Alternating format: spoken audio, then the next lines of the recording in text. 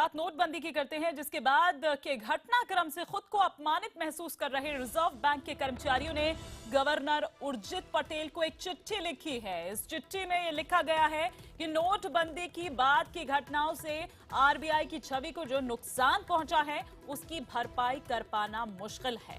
चिट्ठी में यह भी लिखा है कि नोटबंदी के बाद आरबीआई के कामकाज में दखल देने के लिए वित्त मंत्रालय के अफसर की नियुक्ति एक अतिक्रमण जैसी घटना थी। कर्मचारियों ने गवर्नर से अपील की है कि वो वित्त मंत्रालय के दखल को खत्म कर अपने कर्मचारियों को और अपमानित होने से बचाएं।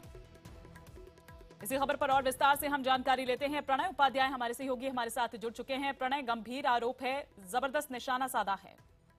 देखिए, जिस तरीके से एक पत्र लिखकर कल एक बयान जारी किया है रिजर्व बैंक की जो एम्प्लॉयज यूनियन फोरम है, United forum of reserve bank employees officers and employees, उसने ये चिट्ठी लिखी है। रिजर्व बैंक गवर्नर को चिट्ठी लिख के कहा है कि जिस तरीके से वित्त मंत्रालय ने अधिकारी भेज के करेंसी मैनेजमेंट में अपना दखल किया है, ये आरबीआई की जो ऑटोनॉमी है, आरबीआई की जो स्वायत्तता है, उस पर हमला है, उस पर निशाना बनाया गया है। और ये बिल्कुल भी ठीक नहीं है, क्योंकि आरबीआई इतने समय से करेंसी चेस्ट मैनेज कर रहा है। करीब 4000 करेंसी चेस्ट हैं और पूरा करेंसी प्रबंधन वो कर रहा है। तो ऐसे में वित्त मंत्रालय का इस तरीके से दखल देना रिजर्व बैंक की स्वायत्तता के खिलाफ है और रिजर्व बैंक गवर्नर को इसको इंश्योर करना चाहिए कि इस तरीके की चीजें नहीं हो।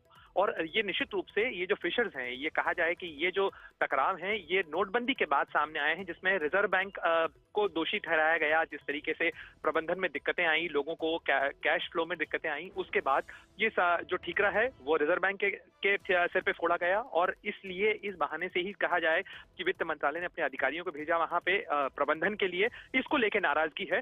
और सरकार को ये और रिजर्व बैंक को ये देखना होगा कि अगर ये नहीं होता है तो इससे कैश की जो दिक्कतें हैं वो आगे बढ़ सकती हैं, क्योंकि इस तरीके का टकराव ठीक नहीं है रिजर्व बैंक और वित्त मंत्रालय के बीच। बिल्कुल, इस तरह का टकराव जो है वो ठीक नहीं रिजर्व बैंक और वित्त मंत्रालय के बीच। शुक्रिया प्रणय उपाध्याय इस तमाम जानकारी के लिए आपका।